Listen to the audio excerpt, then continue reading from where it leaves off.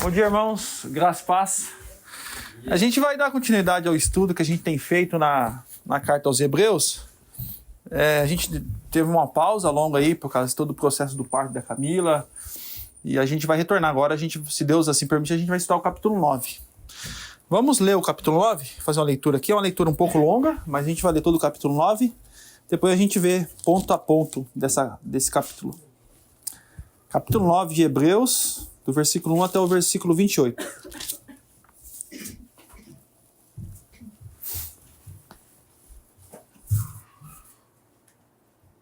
Capítulo 9 de Hebreus, a partir do versículo 1. Vou começar a ler aqui, tá? Todos acharam?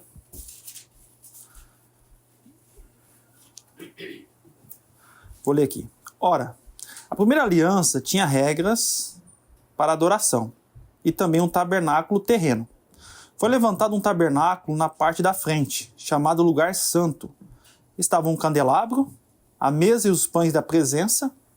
Por trás do segundo véu havia a parte chamada Santo dos Santos, onde se encontrava o altar de ouro para o incenso e a arca da aliança, totalmente revestida de ouro. Nessa arca estava o vaso de ouro contendo o maná, a vara de Arão, que floresceu, e as tábuas da lei. Acima da arca estavam os querubins da glória, que com a sua sombra cobria a tampa da arca. A respeito dessas coisas, não cabe agora falar detalhadamente. Estando tudo assim preparado, os sacerdotes entravam regularmente no lugar santo do tabernáculo para exercer o seu ministério. No entanto, somente o sumo sacerdote entrava no Santo dos Santos apenas uma vez por ano, e nunca sem apresentar sangue do sacrifício, que ele oferecia por si mesmo e pelos pecados que o povo havia cometido por ignorância. Dessa forma, o Espírito Santo estava mostrando que ainda não havia sido manifestado o caminho para o Santo dos Santos, enquanto permanecia o primeiro tabernáculo. Isso é uma ilustração, uma parábola para os nossos dias, indicando que as ofertas e os sacrifícios oferecidos não podiam dar aos adoradores uma consciência perfeitamente limpa. Eram apenas prescrições que tratavam de comida e bebida e de várias cerimônias de purificação com água. Essas ordenanças exteriores foram impostas até o tempo da nova ordem. Quando Cristo veio como sumo sacerdote dos benefícios para agora presente, ele adentrou o maior e mais perfeito tabernáculo, não feito pelo homem, isto é, não pertencente a esta criação.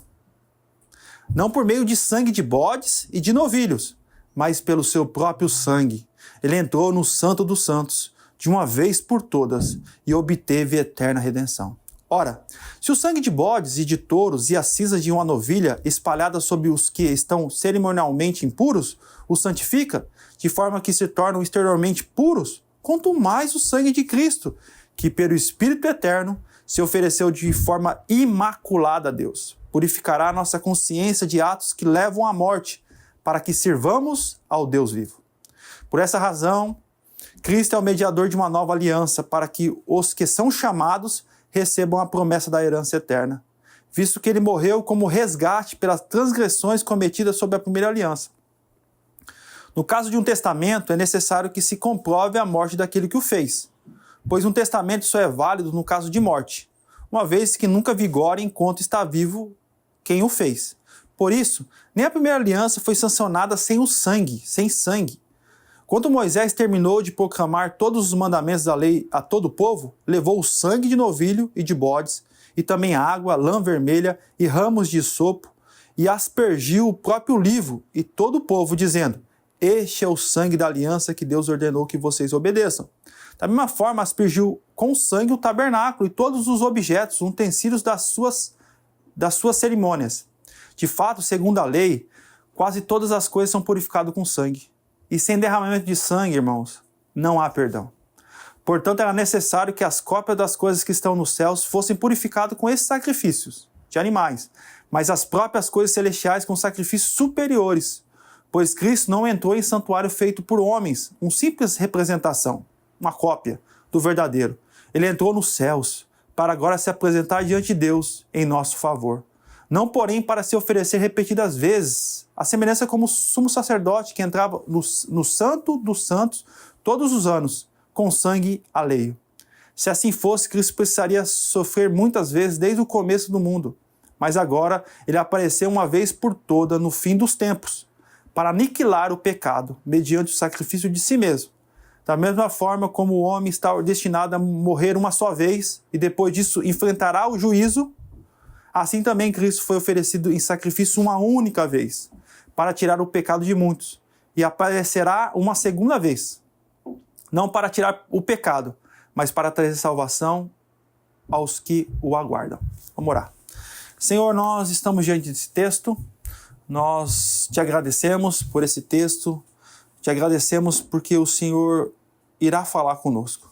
E pedimos e te imploramos que o Senhor fale conosco, Pai. Abra os nossos ouvidos, abra os nossos corações, os olhos dos nossos corações possam ser abertos para contemplar a Tua palavra e a Tua verdade, Pai. Me ajude a expô-la, me ajude a ser fiel ao texto, me ajude na minha incapacidade. Eu reconheço diante dos meus irmãos a minha incapacidade.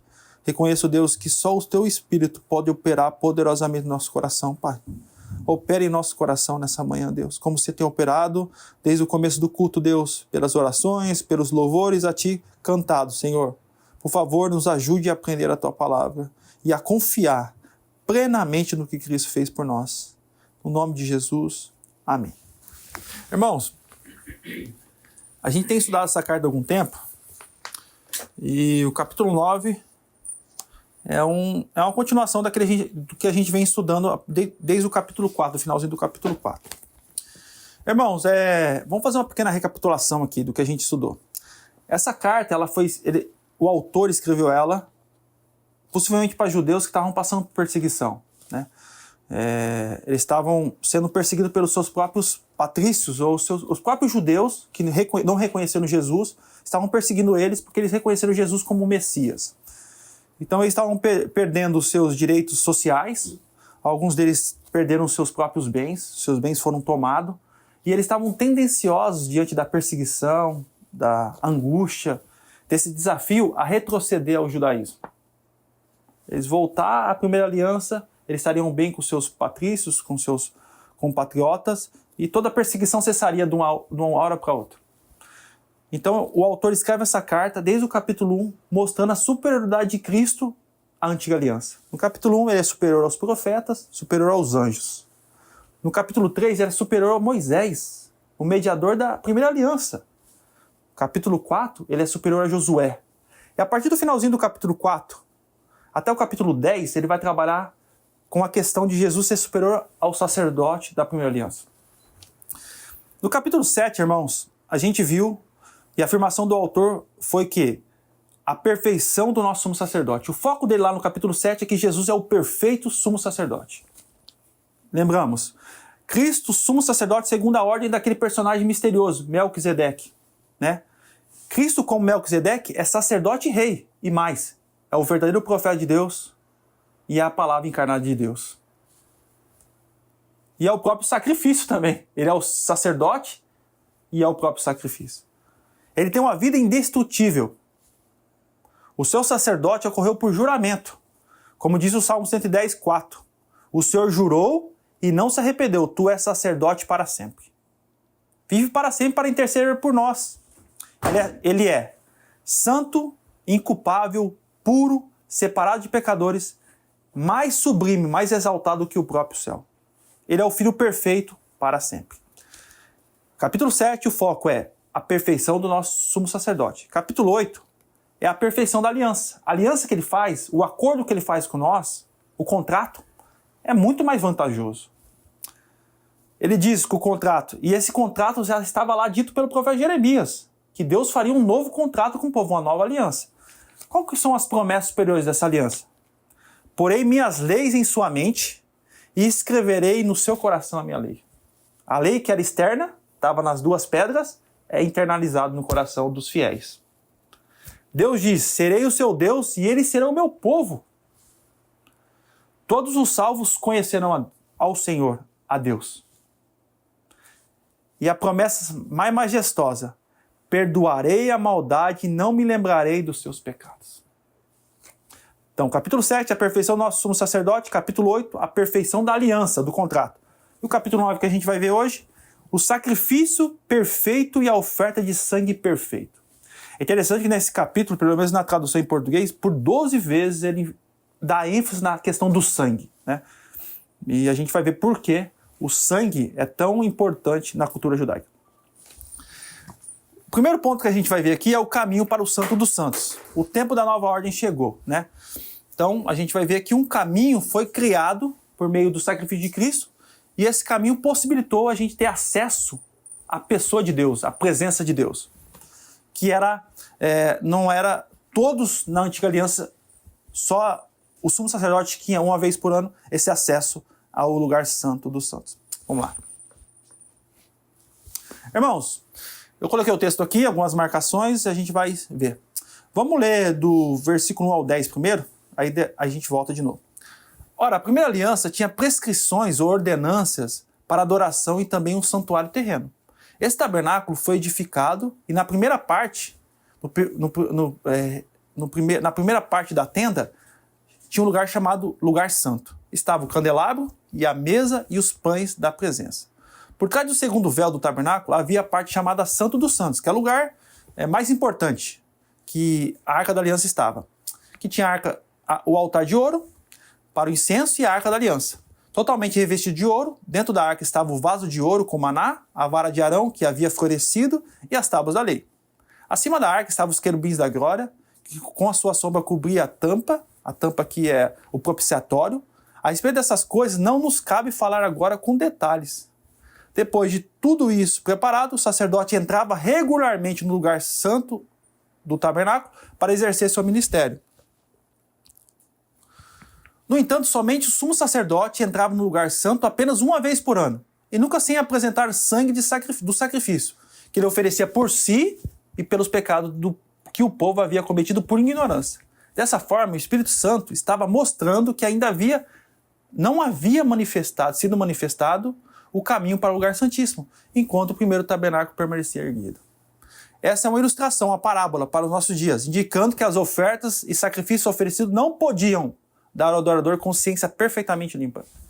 Era apenas prescrições que tratava de comida e bebida e de várias cerimônias de purificação com água que foram impostas até o tempo da nova ordem. Voltemos aqui. Irmãos, ora, a primeira aliança tinha prescrições de adoração e também um santuário terreno.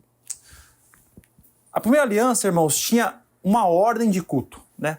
Havia uma maneira que Deus se revelou e a maneira que Deus quer ser adorado, né?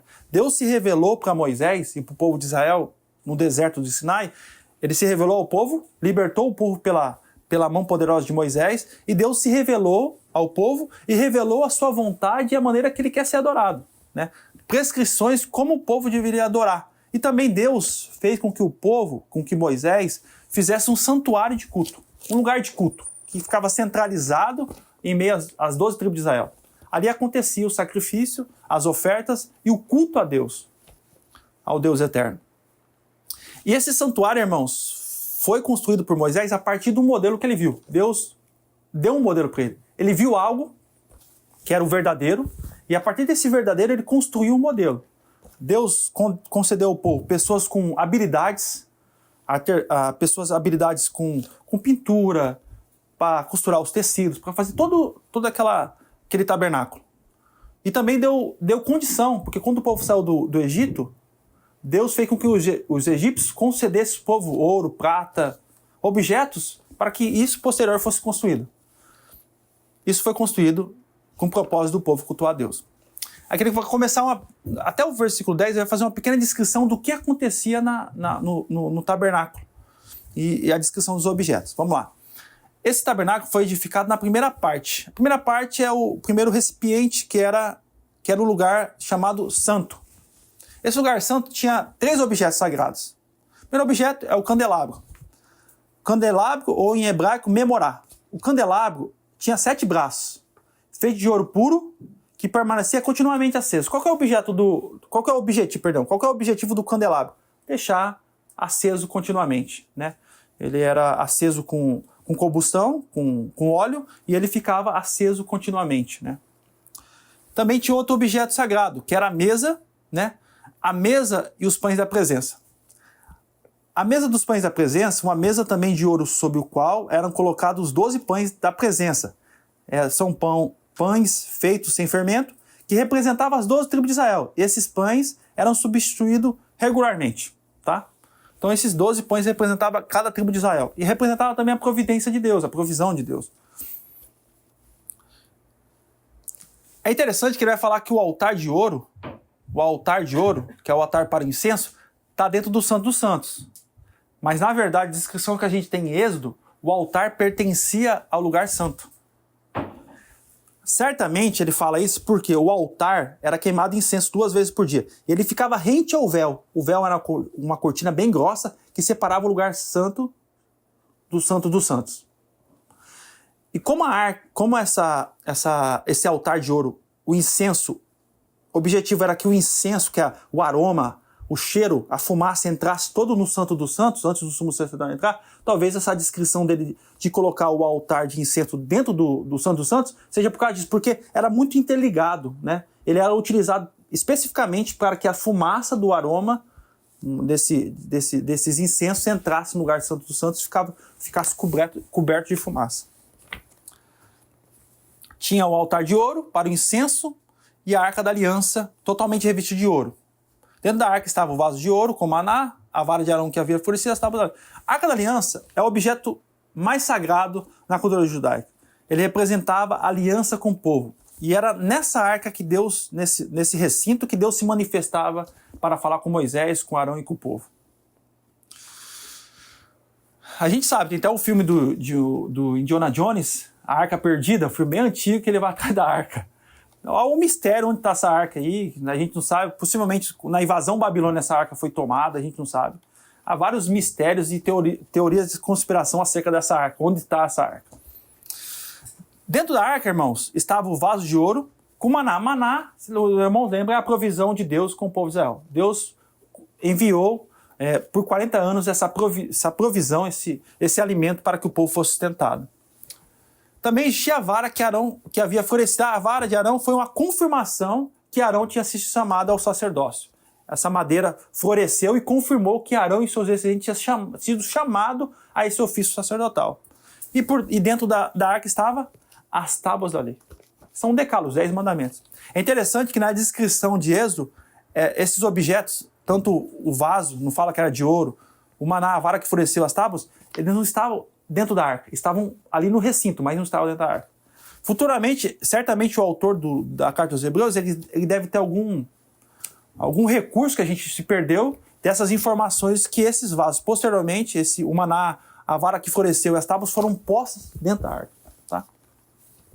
Irmãos, objeto sagrado dos santos, a Arca da Aliança, totalmente revestida de ouro, representava a presença de Deus no meio do povo da aliança. Dentro da arca estava o vaso de ouro com maná, a vara que Arão que havia florescido, as tábuas da aliança. Acima da arca estava a tampa chamada propiciatório. Aqui, versículo 5. Acima da arca estavam os querubins da glória. São 2 anjos, né? 2 querubins com as asas abertas de frente um com o outro, em cima da tampa da arca da aliança. E Deus se manifestava ali, falava entre os querubins. E essa tampa era chamada propiciatório. Era onde o sacerdote, o sumo sacerdote, aspergia 7 vezes o sangue.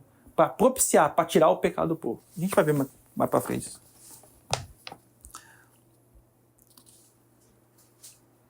Acima da arca estava a tampa chamada propiciatório, ou também chamada assento de misericórdia. Há entre os judeus uma crença que Deus sentava entre os querubins. Ali é uma representação, mas Deus estava entre os querubins sentado ali. Por isso que é assento de misericórdia. Quando o sangue era aspergido, Deus perdoava o pecado do sumo sacerdote de sua família e do povo. Os querubins estavam com a sombra das suas asas cobrir a tampa. Por que era chamado propiciatório?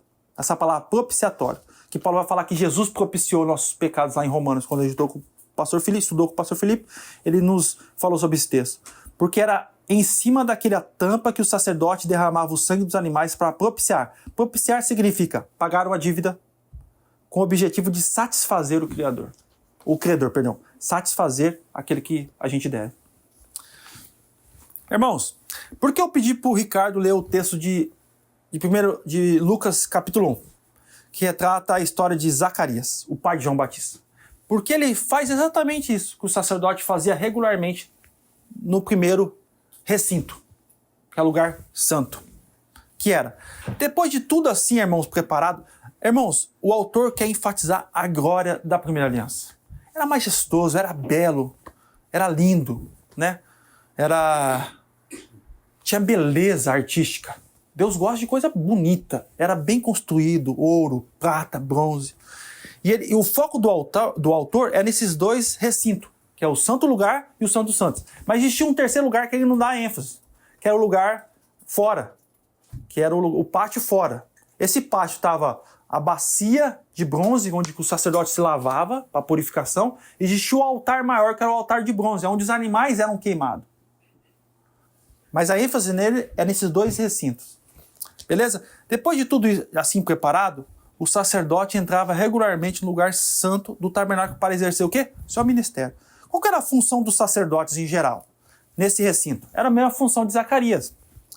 As ofertas eram incenso, ele oferecia incenso. Eu mandei um vídeo para os irmãos algum tempo atrás que mostra uma cópia exata de como era o tabernáculo. E a pessoa do YouTube lá, o nome dela é Aline, ela é uma mulher que mora em Israel, ela mostra como era feito. E ela mostrou algo interessante que eu não sabia, que esse incenso, o aroma dele era especial somente para o culto. Existia várias fragrâncias aromáticas ali que era específico para o culto. Os judeus não poderiam usar aquele tipo de aroma na sua casa. E o pai dela vai lá a primeira vez e sente o cheiro. Ele fala, é muito cheiroso. Imagina aquele lugar todo com esse cheiro. Então Deus, ele gosta de coisa agradável, cheirosa, né? E era esse cheiro. E esse incenso era queimado 2 vezes por dia. Na parte da manhã, na parte da tarde. E o sacerdote fazia isso. Lembra que no texto que o Ricardo leu, Zacarias está fazendo isso. Quando o anjo Gabriel aparece para ele. Uma da função era queimar incenso, outra era o óleo, para manter aceso o quê? O candelabro. E também as ofertas diárias que era feito no pátio exterior, né? Lá onde estava o altar de bronze e a bacia de bronze. Zacarias, servindo como sacerdote diante de Deus, entrou no lugar santo para oferecer incenso. A gente acabou de ver com o irmão Ricardo. Lembrando, irmãos, que os sacerdotes não poderiam entrar no Santo dos Santos. Até outra coisa interessante que eu aprendi com a Aline, que eu não sabia, até comentei com a Lud no dia, é que, aí você imagina, essa tenda era móvel. Quando a nuvem se levantava, o povo tinha que se locomover no deserto. Fiquei pensando, mas como que eles tiravam a arca? Sabe o que eles faziam? Ela foi criada, foi construída com todo o pano que estava envolto dela, caía sobre ela. Eles derrubavam sobre ela e amarravam para que ninguém tivesse contato com ela, cara. Eu não sabia disso, eu aprendi no vídeo. Então, eles montavam aquela barraca grande e aquele tecido caía sobre a Arca da Aliança e eles amarravam para eles não ter contato com a arca. Porque a gente sabe que na história de Israel houve pessoas que seguraram a arca e morreram, né? Os próprios filhos de Arão, os filhos dele, os primeiros filhos sucediam o sacerdote Arão. Eles morreram porque eles ofereceram fogo estranho. E no texto que descreve, Levítico 16, que descreve o dia da expiação, Deus fala para Arão, não entre sem que o lugar esteja completamente cheio de fumaça, porque se entrar você vai morrer. Então, era um serviço misturado gracioso, mas bem arriscado. Bem arriscado. Por isso a necessidade de entrar com sangue de animal. Beleza, agora vamos para a questão mais importante aqui. No entanto, somente o sumo sacerdote entrava no lugar santíssimo apenas uma vez por ano. O dia da expiação acontecia só uma vez por ano. E só o sumo sacerdote, Arão e seus descendentes, seus primogênitos, poderiam entrar nesse lugar uma vez por ano. E nunca sem apresentar sangue de sacrifício. Que ele oferecia por si, interessante, por si, e pelos pecados que o povo havia cometido, por ignorância. Israel fazia uma separação, pecado voluntário e pecado por ignorância. Arão fazia expiação pelo pecado por ignorância. Ele está fazendo aqui um contraste. Vai fazer daqui a pouco entre o sacerdote, sumo sacerdote Arão e os sacerdotes que sucederam ele e os sacerdotes de Cristo. Lembra? O sacrifício de Arão era oferecido uma vez por ano por si, pelos seus familiares, pelo pecado do povo por ignorância, tá? Irmãos, esse dia em hebraico é chamado Yom Kippur, o dia da expiação, o dia mais importante para a comunidade de Israel. Existia 3 festas importantes, mas esse dia é o dia mais importante. É quando Deus ia tirar o pecado do povo. Todos eles aguardavam com muita expectativa esse dia, que era uma mistura de esperança, de graça, mas é uma mistura também de como Deus vai tratar os nossos pecados. Será que Deus vai manifestar a sua ira? Uma vez por ano, o sumo sacerdote entrava no Santo dos Santos para oferecer sacrifício por seus pecados e do povo. Era no 10º mês em hebraico de Tisdei. Geralmente cai entre setembro e outubro. Lá em Levítico 16, retrata tudo como era feito, né? Eu tirei os pontos principais para os irmãos. É do versículo 1 ao 34. Diz assim: ele entrava no Santo dos Santos, somente o sumo sacerdote, uma vez por ano. Qual que era a oferta do sumo sacerdote? Primeira oferta. Primeiro ele se vestia com a veste especial, que era uma túnica de linho, calções debaixo dessa túnica de linho fino, um cinto de linho fino e um turbante de linho fino. Era essa roupa especial para esse dia da expiação. Depois ele se lavava nessa bacia e ele, primeira oferta, primeira vez que ele entrava, queimava incenso, deixava todo recinto cheio de fumaça. Ele entrava com incensário, que era algo carregável, móvel, muito parecido com a igreja católica, não sei se os irmãos lembram, que queimava. Ele entrava com brasa, catava incenso, colocava dentro desse incensário e entrava no lugar. Mas antes disso, ele oferecia um sacrifício por ele e pela sua família. Qual é o sacrifício? Um novilho, pelo pecado do sumo sacerdote da sua família. Esse novilho era morto no lugar dele, ele era punido no lugar do sacerdote e da sua família. Ele pegava um pouco de sangue, vou mostrar os objetos daqui a pouco, passava em cima de uns chifres que tinha no altar, depois entrava com sangue no dedo e aspergia 7 vezes nessa tampa, entre os querubins, que era a tampa do propiciatório, que propiciava, que tirava o pecado. E oferecia também um holocausto de carneiro, queimava um carneiro em holocausto inteiro a Deus pelos seus pecados. Primeira parte. A segunda parte pelo povo. Qual que era a oferta da comunidade? Era 2 bodes, como oferta pelo pecado, e um carneiro como holocausto. Como que ele fazia com os 2 bodes? Pegaria os 2 bodes e apresentaria ao Senhor na entrada da tenda do encontro, e lançaria sorte. Quanto aos 2 bodes, um para o Senhor e outro para o bode emissário. Um bode, colocava a mão sobre o bode, representando o pecado do povo sobre o bode era sacrificado, ele entrava novamente com o sangue do bode pelo povo e aspergia também, do mesmo processo, e aspergia o sangue sobre a tampa. O outro bode era bode emissário. Esse bode era solto vivo para o Senhor, para fazer propiciação, enviado ao deserto. Uma pessoa era escolhida como representante e levava esse bode até o deserto. Esse bode era solto vivo. Então todos esses animais, irmãos, tanto o novilho, os cordeiros, os bodes, representavam e apontavam para o sacrifício de Cristo. Irmãos, pensa bem. Todo o povo, nessas 2 entradas que o sumo sacerdote entrava, eles ficavam lá fora, aguardando a volta do sumo sacerdote. Tem uma história que aconteceu bem posterior, não está em Êxodo, mas posterior, com medo do sacerdote morrer lá dentro, eles amarraram uma corda no sacerdote. Na roupa dele tinha uns sininhos, porque eles não podiam entrar lá. Eles ficavam ouvindo. Enquanto o sino estava fazendo barulho, eles sabiam que o sacerdote estava se movimentando lá dentro.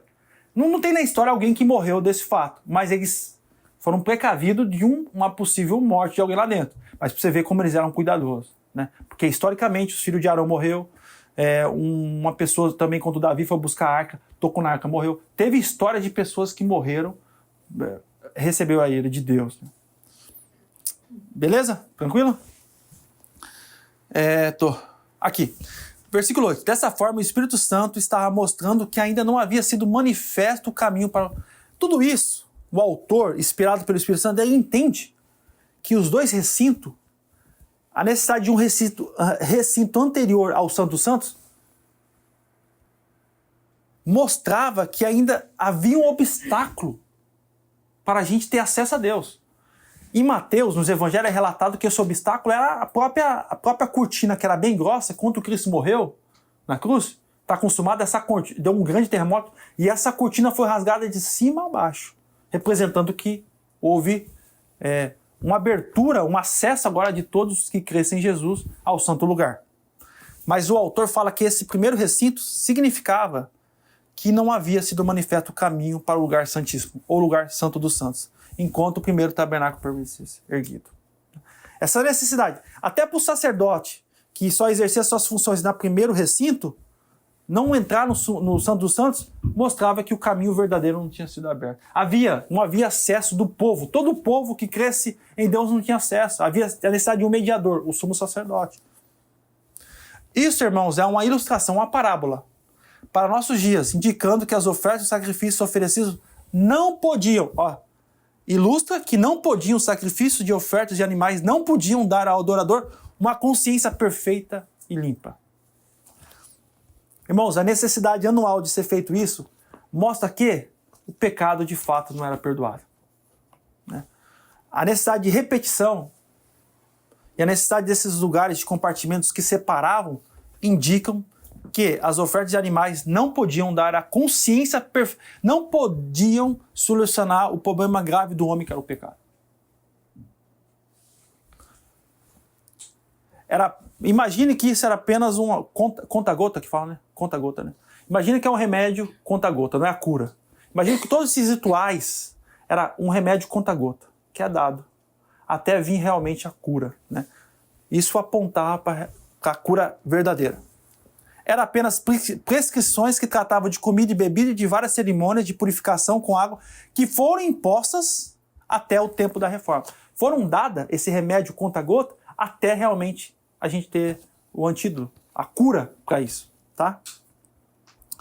Irmãos, no santuário terreno, o sacrifício era efetivamente oferecido, mas a sua eficácia era tristemente limitada. Eles não traziam perfeição ao adorador, porque não influenciava a sua consciência. Agora vemos o que o nosso autor quer ensinar aos seus leitores. A barreira realmente efetiva para o acesso de um homem ou de uma mulher a Deus é interior, não material.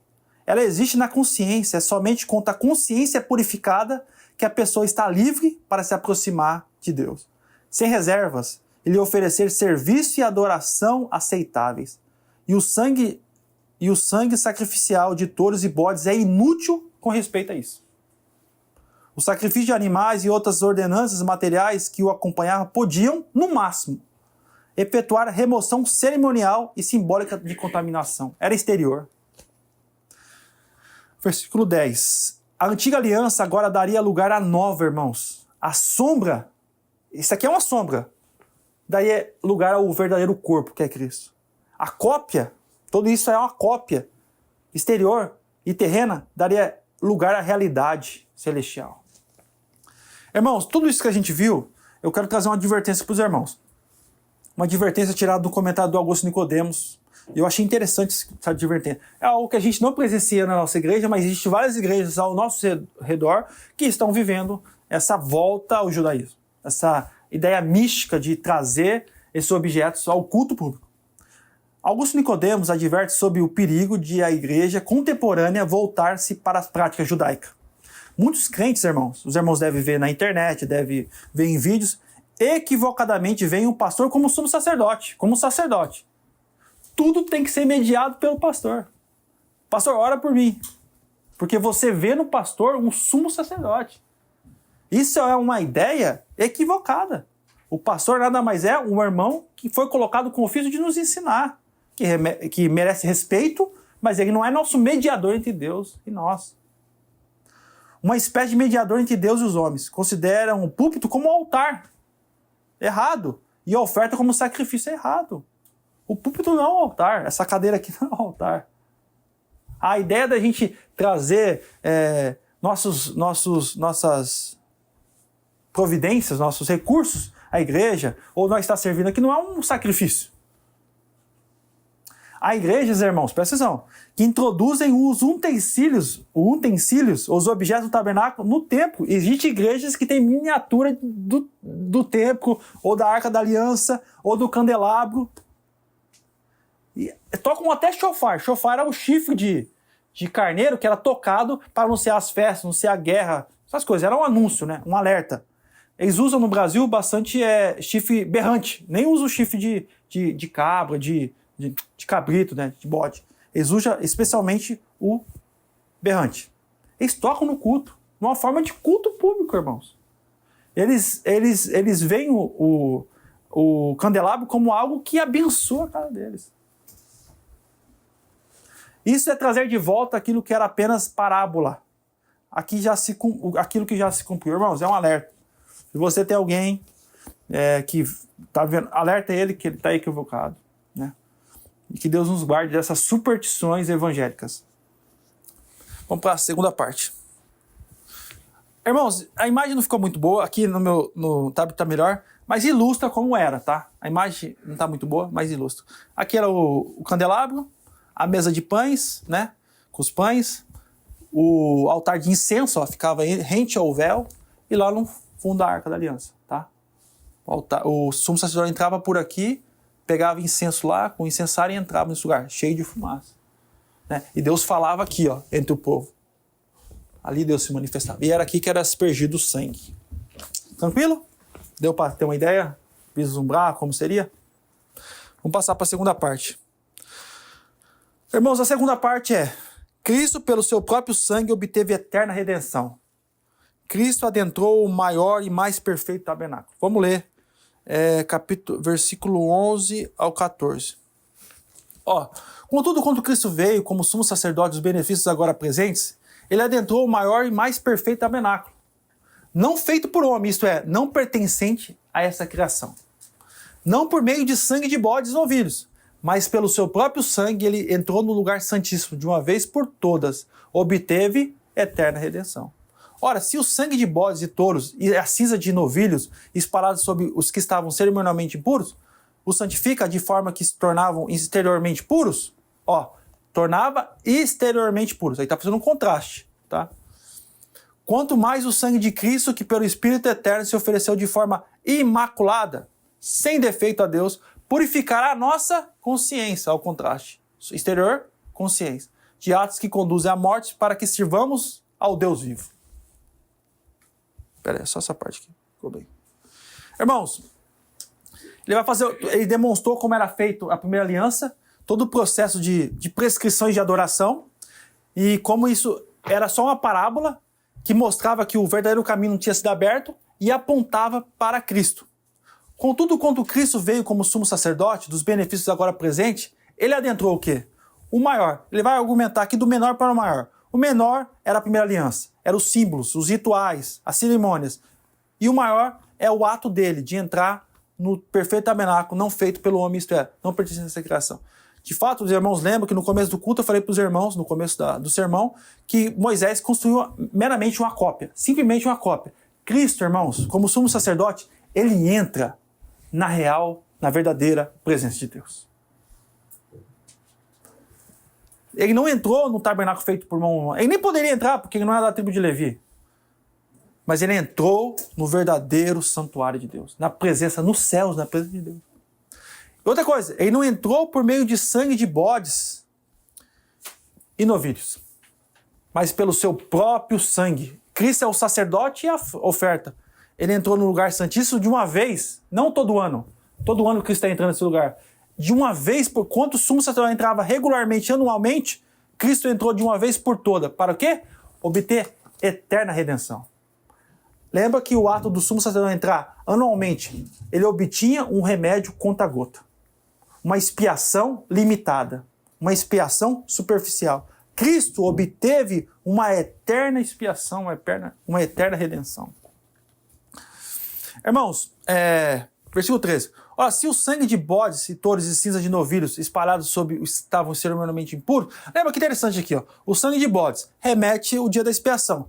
E todas as cinzas aqui, certamente aí está em mente, porque tinha um sacrifício de um touro diferente, que era de coloração vermelhada, que era morto, e a sua cinza era usada para, misturava com água para purificar as pessoas que tivessem tocado em um cadáver de animal, usava essa água para purificar. Então ele remete também a isso aí.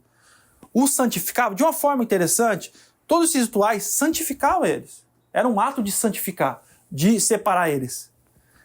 Mas o que acontecia? De forma que se tornava exteriormente puros. Todos esses atos de cerimônias, de rituais, que afetava? Só o exterior. Só a superfície, irmão. Só a camada. Só a superficialidade. Não entrava naquilo que realmente é o nosso problema, que é o nosso coração, nosso coração e nossa consciência. Contraste. Quanto mais o sangue de Cristo. Se o sangue de animais tinha algum efeito superficial, quanto mais o sangue de Cristo, que pelo Espírito Eterno se ofereceu. Olha que interessante. É interessantíssimo isso. Ele coloca o Espírito Santo, o Deus Espírito, como alguém envolvido de alguma forma que a gente não sabe, no ato sacrificial de Cristo. O Deus Espírito, de alguma maneira, estava no ato sacrificial de Cristo. Quanto mais o sangue de Cristo, que pelo Espírito Eterno se ofereceu de uma forma imaculada, separado, sem pecado a Deus. Purificará a nossa consciência de atos. Cristo purifica o quê? Nossa consciência de atos que conduzem à morte, para que sirvamos a Deus, o Deus vivo. Irmãos, eu também queria compartilhar com os irmãos aqui um pequeno trecho do comentário do Hernandes. Ele faz um resumo do 11 ao 13. Eu achei muito interessante. Nessa parte central da carta, sua mensagem é exposta através de vários contrastes. Comparação. A antiga aliança, as cerimônias e o ato de Cristo. A velha aliança é colocada lado a lado com a nova aliança, mostrando a não validade da velha aliança mais e a superioridade da nova. A beleza e a dignidade do santuário terrestre. Lembra, a ênfase é belo. Ele não está diminuindo em beleza. O autor dá ênfase na beleza do santuário terreno. A gente acabou de ver ouro, prata, os rituais. Era carregado de beleza, de cheiro gostoso. São contrastados com a glória e a majestade do celestial. Mas quando é contrastado, quando é comparado com o que há no céu, não tem nada para comparar com o que há no céu. A antiga aliança é meramente externa, né? Lembra, onde que a lei foi escrita? Em pedras, era externa. Onde que os rituais eram feitos? Um tabernáculo terreno. O que era purificado? Os utensílios, o ato era externo. Era externamente as pessoas eram purificadas, mas não afetava a consciência. A nova aliança é interna. A velha aliança é somente temporária, é conta-gota, operando apenas até o tempo da reforma de todas as coisas. Ela foi dada por um período de tempo, até chegar à verdadeira aliança. Em contraste com a nova aliança, que é eterna. Na velha aliança, o sangue involuntário de animais é contrastado com o voluntário sacrifício de Cristo. Presta atenção. Esses animais, irmão, eles não eram voluntariamente, eles não tinham evolução de ser sacrificados. Eles eram amarrados e arrastados. Ele está contrastando também daqui a pouco que Cristo voluntariamente decidiu se oferecer. Enquanto os animais eram arrastados, amarrados para ser sacrificados, Cristo decide se oferecer por nós. Os repetitivos sacrifícios são contrastados com a morte única de Cristo. Quantos animais eram mortos todo ano? Todo ano era esse dia da expiação, todo dia tinha sacrifícios por adoração, expressão de louvor a Deus. Cristo fez de uma vez por todas, irmão. A expiação de Cristo é definitiva, é plena em perdão. Deus nos perdoou plenamente. Os sacerdotes que se apresentaram na presença de Deus, do santo lugar, e o sumo sacerdote no lugar santíssimo, são contrastados com o eterno sumo sacerdote que está sentado à destra de Deus, depois de ter feito a purificação pelos nossos pecados. Cristo, ele adentrou no lugar mais sublime e santo na presença de Deus, e ele está à destra de Deus. Ele é um sacerdote que está permanentemente na presença de Deus. Permanentemente, o sangue dele é um valor eterno diante de Deus. Versículo 11. Cristo é nosso sumo sacerdote segundo a ordem de Melquisedeque. Ele é o sumo sacerdote perfeito, adentrou o maior e mais perfeito tabernáculo, que não é meramente uma sombra da realidade. É o verdadeiro santo lugar na presença de Deus. Versículo 13. O sangue de animais não podia purificar para sempre os fiéis da primeira aliança. O sumo sacerdote entrava uma vez por ano para fazer expiação pelo pecado do povo. Todos os anos, repetidamente. E com isso não dava ao ofertante plena libertação. Ao contrário dos sacerdotes levíticos, Cristo se ofereceu a si mesmo como sacrifício perfeito uma única vez e comprou nossa libertação para sempre. Louvado seja Cristo. 14. Exigia-se dos animais... É interessante, presta atenção. Lembra que quanto mais o sangue de Cristo, que pelo Espírito Eterno se ofereceu de forma imaculada a Deus, purificará a nossa consciência de atos que conduzem à morte para que sirvamos ao Deus vivo. Exigia-se dos animais, irmãos, usados para sacrifício nas épocas anteriores, que fosse fisicamente imaculado. Tinha que ser macho até 1 ano, não podia ter nenhum defeito físico, nenhuma perna, nada quebrado, nenhuma mancha, tinha que ser exteriormente perfeito. Exteriormente perfeito. A vida que Cristo apresentou a Deus na cruz foi uma vida de livre de máculas interiores. Cristo era perfeito exteriormente, perfeito intimamente. Ele de fato é o Cordeiro de Deus que tira o pecado do mundo. Não era só exteriormente que Cristo era perfeito, interiormente Cristo era perfeito. Não se ouve engano em sua boca. Não há mácula nem pecado no nosso Senhor. Como servo do Senhor, ele não havia cometido violência alguma, não havia engano algum em sua boca. Isaías 53:9. A santidade plena e completa do nosso Senhor, sua obediência ativa a Deus é essencial para a eficácia do seu sacrifício. Somente aquele que não conhecia pecado algum podia assumir alguma responsabilidade em relação a isso, que criaria uma nova situação para os pecadores. Cristo se ofereceu a si mesmo sem mancha a Deus, tinha um caráter absoluto ou ideal. Somente Cristo poderia ser a oferta desejável a Deus, para ser nosso substituto nessa relação de inimizade com Deus. Irmãos, finalzinho, ele nos libertou, nos purificou da consciência, da nossa consciência dos atos que conduzem à morte. O que é esse ato que conduz à morte? Vou lembrar os irmãos um pouquinho. Elas são aquelas práticas, atitudes que pertencem ao caminho da morte, que nós vivíamos. Que contamina a alma e levanta uma barreira entre Deus e nós. Mas sua contaminação é removida da consciência pela obra de Cristo, de modo que homens e mulheres libertos da escravidão interior podem adorar ao Deus em espírito e em verdade. Essa é a perfeição que o antigo cerimônia não foi capaz de atingir. Irmãos, ele nos libertou da nossa condição de morte. Nossa vida anterior é uma vida de morte. Nossa vida anterior a Cristo, estava conversando com um amigo, ele falando, Alex, quando eu conheci a Cristo, não existia nada mais que eu pudesse amar quanto a Cristo. A minha vida passada, os deleites no pecado, não se comparavam com o amor que eu tinha por Cristo. A nossa vida passada era uma vida que demonstrava quão perdido a gente estava. A gente tinha prazer na promiscuidade, no pecado sexual. A gente tinha prazer na luxúria, na ganância, na desordem, no roubo, no furto, na mentira, na fofoca, nos ciúmes doentios. Esse era o nosso estado de oposição a Deus. Esses atos nossos são sintomas da verdadeira doença. Nós estávamos totalmente podres e doentes. E Deus nos libertou, nos purificou nossa consciência dessa vida de morte, para que a gente agora faça o quê? Sirvamos a Deus, irmãos. Lembra que a libertação sempre vai conduzir a ser um servo fiel.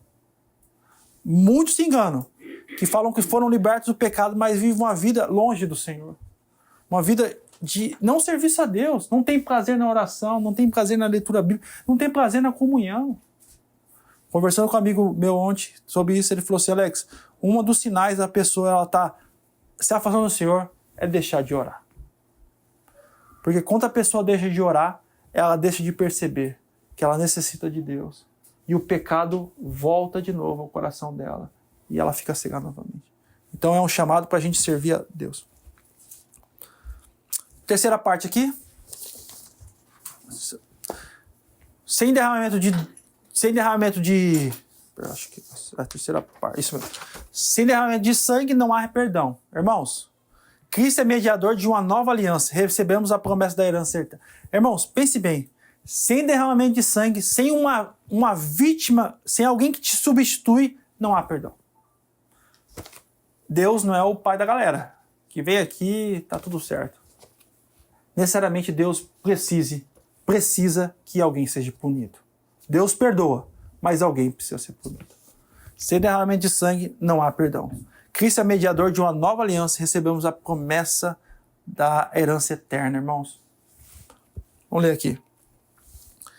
Por essa razão, Cristo é mediador de uma nova aliança para que os que são chamados recebam promessa da herança eterna, visto que ele morreu como resgate pelas transgressões cometidas sob a primeira aliança. No caso de um testamento, é necessário que comprove a morte daquele que o fez, pois um testamento só é válido no caso de morte, uma vez que nunca vigora enquanto está vivo quem o fez. Por isso, nem a primeira aliança foi sancionada sem o sangue.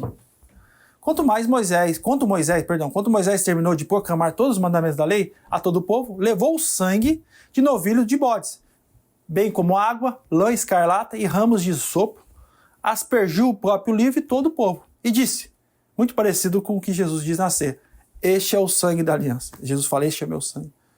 Este é o sangue da aliança a qual Deus ordenou que vocês obedeçam. Da mesma forma, aspergiu com sangue o tabernáculo e todos os utensílios do serviço sacerdotal.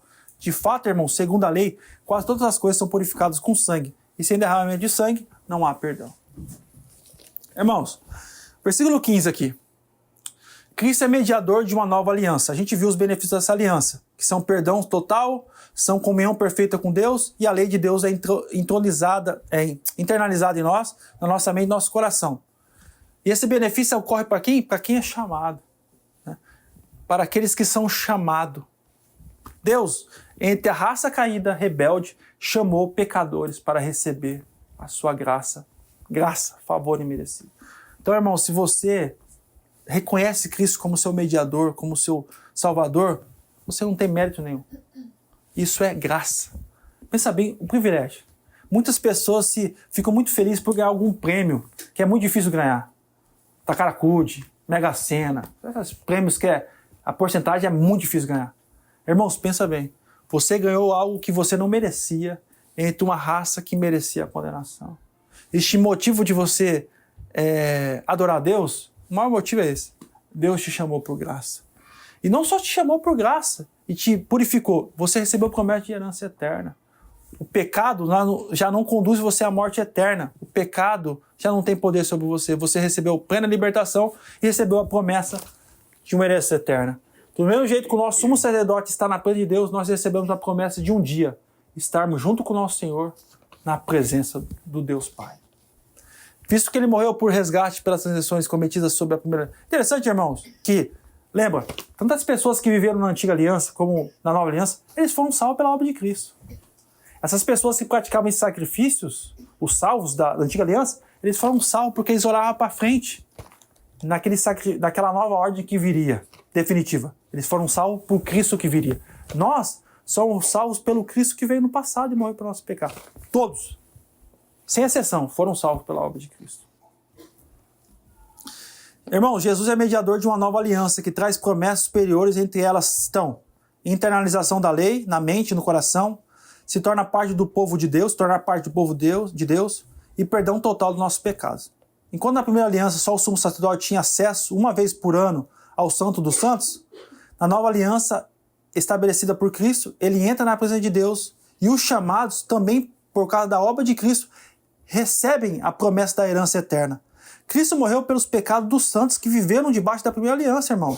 O sacrifício de bois e bodes eram sombras imperfeitas que apontavam para o sacrifício perfeito de Jesus. Assim, todos que quebraram a lei mosaica estavam debaixo do pecado. Por esses também Cristo morreu. Eles foram salvos por o Messias que viria no futuro para eles. E nós somos salvos pelo Messias que já veio no passado por nós. Irmãos, ninguém foi salvo por obra. Todos, os santos da primeira aliança, como os santos da segunda aliança, todas as pessoas que viveram na época de Moisés, antes de Cristo e depois de Cristo, são salvos por Cristo. A morte de Cristo, ela retrocede, ela tem efeitos de retroceder, até Adão lá, se Adão foi salvo, até o primeiro pai, retrocede como ela vai até o futuro, até o dia último que Deus determinou. Do versículo 16 ao 17. Para um testamento, é interessante que ele cita aqui, é uma parte bem difícil da carta, essa parte, mas ele fala que um testamento, um contrato, ele só tem validade, né? Ele só passa a ter validade a partir do momento que a pessoa morre. Ele tem em mente um contrato que a gente faz de herança, por exemplo. Vou usar o seu Teruque aqui. O seu Teruque, ele fez um testamento, né? Ele é o testador e ele deixou bens para o Johnny, para a Sheila, para a Dona Miriam, suas fazendas, seus muitos bens, e ele fez esse testamento antes de morrer. O testamento só tem validade, vocês só são beneficiados quando o seu Teruque vier a morrer. Né? Então ele usa essa ilustração, com certeza, o seu Teruque teria que reconhecer diante de um advogado, diante de autoridades, a validade desse testamento. Então ele usa esse mesmo exemplo para apontar que a necessidade de uma morte, para que um testamento tivesse validade. Tanto a morte de animais, na primeira aliança, com sangue, tanto a morte de Cristo. Tá bom? Para um testador ter poder de lei, é necessária a morte do testador. Só assim o testamento tem alcance para beneficiados. Isso aplica a Cristo, diz respeito à morte de Jesus em nosso lugar. Sendo assim, a morte é o fator decisivo para que benefícios de sua morte pode-se ter efeito sobre os salvos. Finalzinho aqui, o versículo 18 ao 22, só tem mais um tópico que a gente vai terminar. O sangue tem um papel fundamental na cultura judaica. Pessoal, por que o sangue? Eu não falo sangue. Eu lembro a primeira vez que eu li as escrituras, eu tive muita dificuldade. A primeira vez que eu comecei a ler, eu li Levítico, e minha família vem de religiões afrodescendentes, né? Que pratica rituais, né? De sangue. Quando eu li isso, eu falei, nossa, muito parecido, né, cara? Muito estranho. Mas depois você entende. Qual que era o fundamento? Qual que era o papel do sangue na cultura judaica? O sangue representava a vida. Ao ponto de entre o povo existir até a pena capital. Se, dando exemplo, alguém matasse alguém por motivos de querer matar, essa pessoa era punida pela morte. Quem derramar sangue deverá pagar com sua própria vida. Sendo assim, alguém tinha que pagar pelos pecados cometidos. Né? O sangue representava a vida. Quando o animal era morto, aquela vida estava sendo posto no lugar do ofertante. Fica evidente a necessidade de um substituto. O que fica evidente? Que tudo isso nos mostra? Que precisamos de um substituto. Alguém precisa nos representar diante de Deus. Na primeira aliança, os animais eram uma representação simbólica e temporária. A gente precisava de alguém para nos substituir, alguém que ia nos representar. Alguém tinha que morrer. Alguém tinha que levar a paulada na cabeça. Alguém tinha que ser sacrificado. Deus sendo justo, irmãos, Deus sendo justo eternamente, e nós sabemos que nossos primeiros pais pecaram contra o Senhor, por isso toda a raça humana está debaixo da condenação. Os irmãos entenderam isso.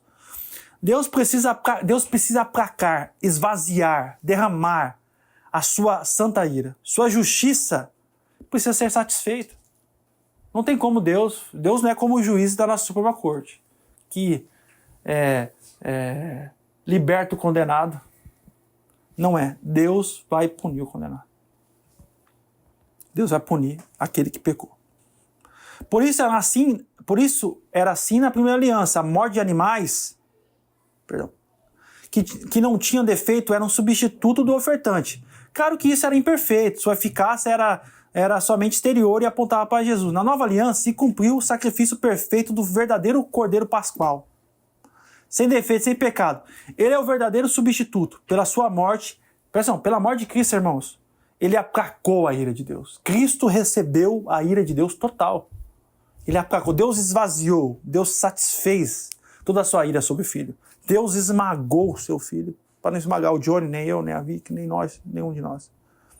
Deus está plenamente satisfeito em Cristo. Irmãos, a gente muitas vezes cai na bobeira de achar que Deus não está satisfeito conosco. Eu falo, Deus com nós não está mesmo, nunca vai estar satisfeito conosco.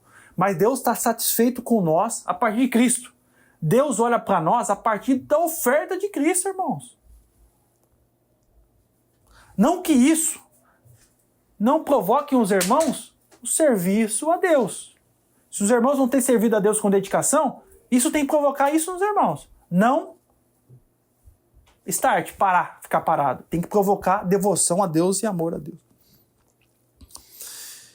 Cristo é o verdadeiro Cordeiro Pascal, sem defeito, sem pecado. Ele é o verdadeiro substituto pela morte. Ele aplacou a santa ira de Deus. Deus está plenamente satisfeito em Cristo. A sua justiça está completamente preenchida. Finalzinho, para a gente acabar.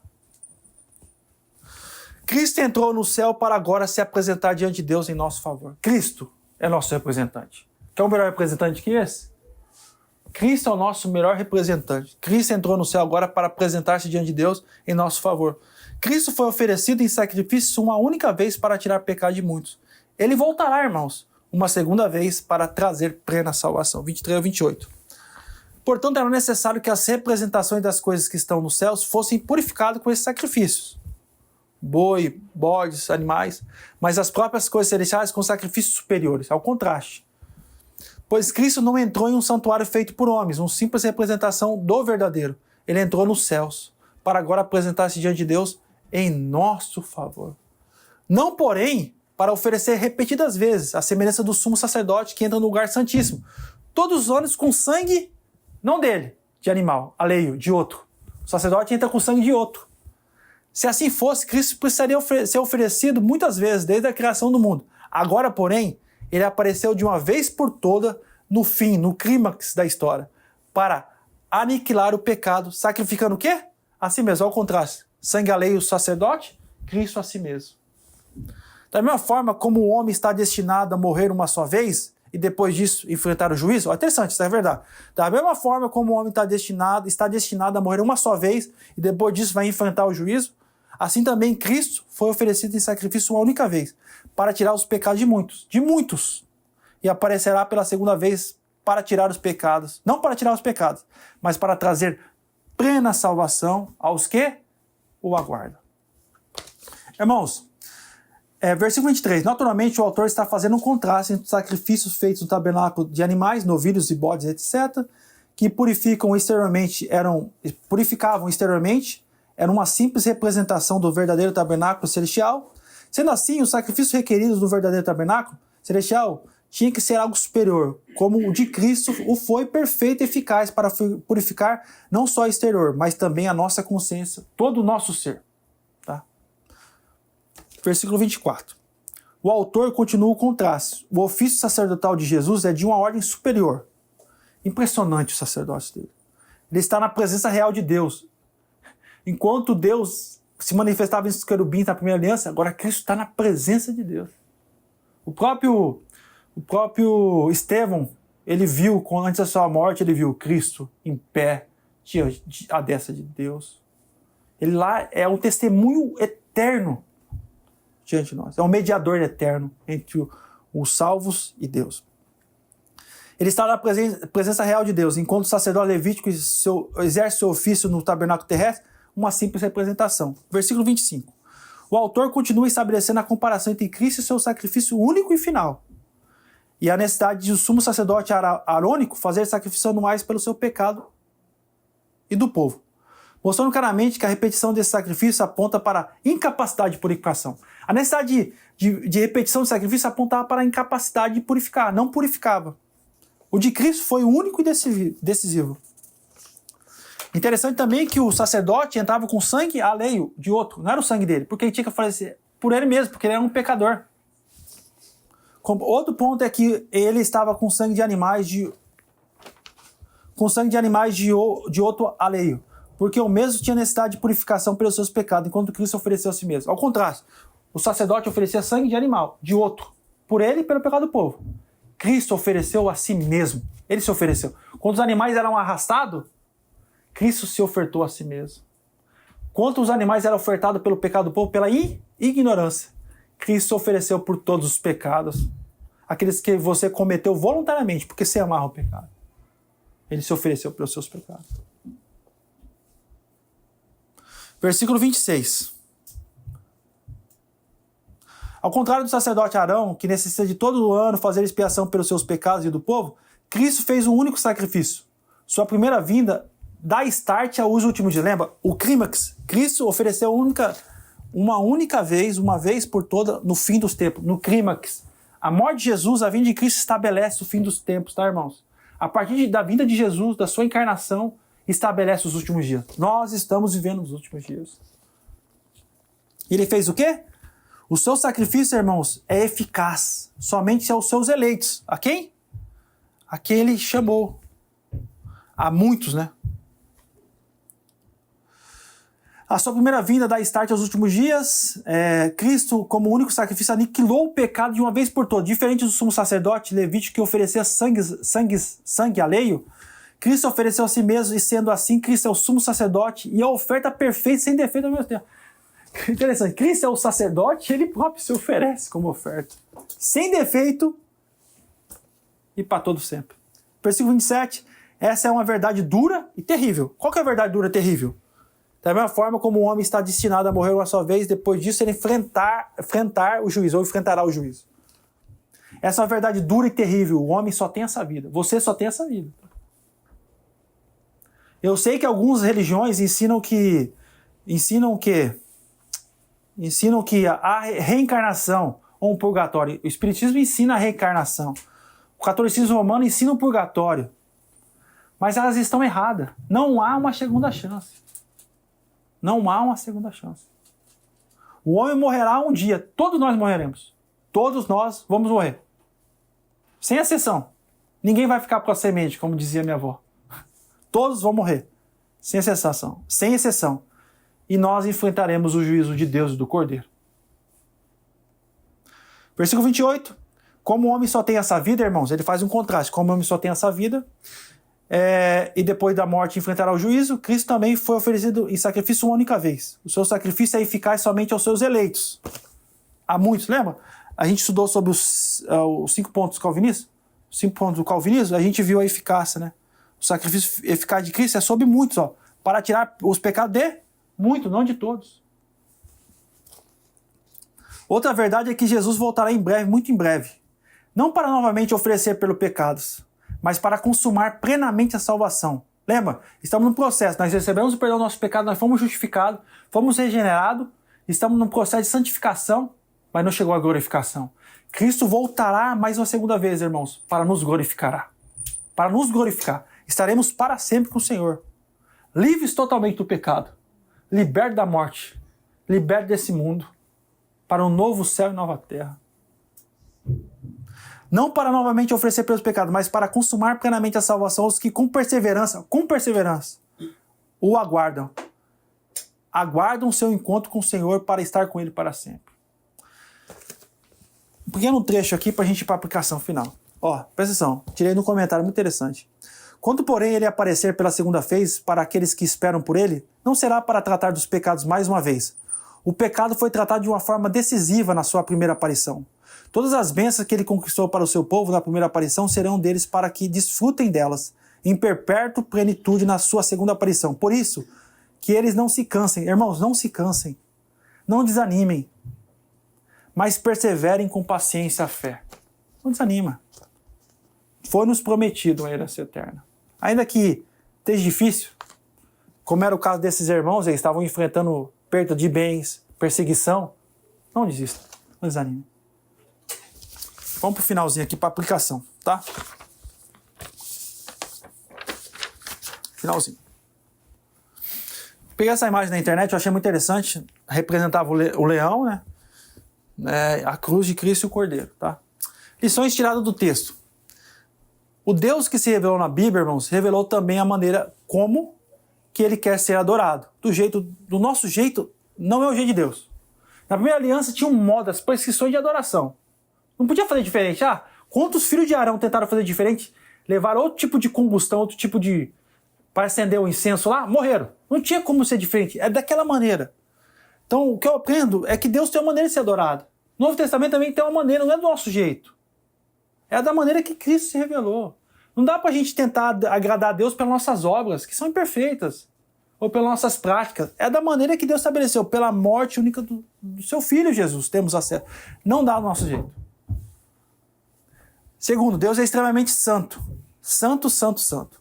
Sendo assim, Deus odeia o pecado. E odeia o pecador. Está lá em Salmo 4:6. Fala que Deus odeia o pecado e o pecador. Não tem como separar. O pecado não é algo autônomo. Faz parte do ser humano. Deus não deixará os pecados impunes. Não deixará. Deus não vai jogar debaixo do tapete daqueles que estão sem Cristo. Sem Cristo você está terrivelmente condenado. Seus amigos, seus familiares, meus familiares estão terrivelmente condenados. Meus amigos de trabalho estão terrivelmente condenados sem Cristo. Terceiro, não terá outra chance. Na reencarnação. Não vai ter, não tem reencarnação. O purgatório. Não vai ter. Não terá outra chance. Um dia estaremos diante do juízo do leão. Versículo 27. Pergunto para vocês, irmãos. Quem você encontrará logo após a sua morte nesse juízo? O leão e a sua ira? Ou o cordeiro e a sua graça? Pense sobre isso. Para você que está culpado pelos seus pecados. Agora alguma parte de consolo aos irmãos.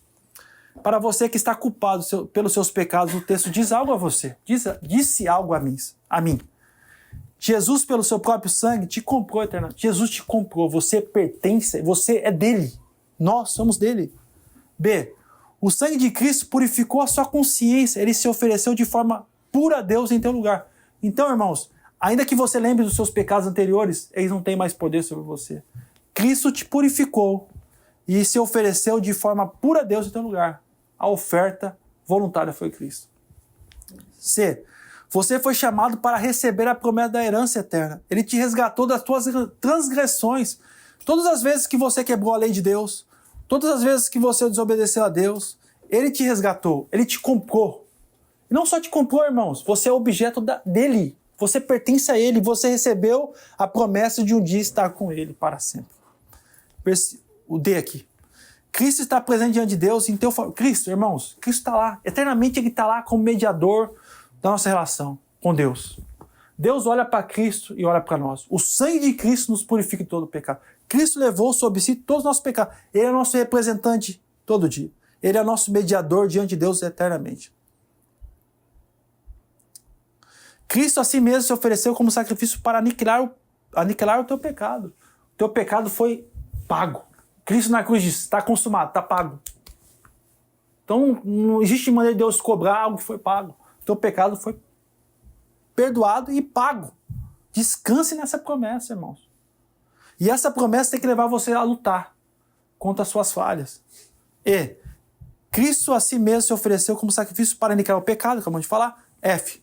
Cristo aparecerá uma segunda vez para trazer salvação plena a você e à igreja dele. Perguntas para os irmãos meditar. Você tem servido ao Deus vivo? Você acha que a sua resposta a toda essa verdade que te traz consolo tem resultado numa vida de devoção a Deus, dedicação a Deus, de conforto, de paz com Deus, de alegria pela salvação? Outra pergunta para os irmãos. Você está aguardando o Senhor ou você está vivendo como se ele não vai voltar nunca mais? Porque a gente está vivendo tão nesse mundo, esse mundo se tornou nosso próprio tesouro e a gente não está aguardando mais o Senhor. A gente é o servo imprudente. Então essas perguntas. Oremos ao Senhor.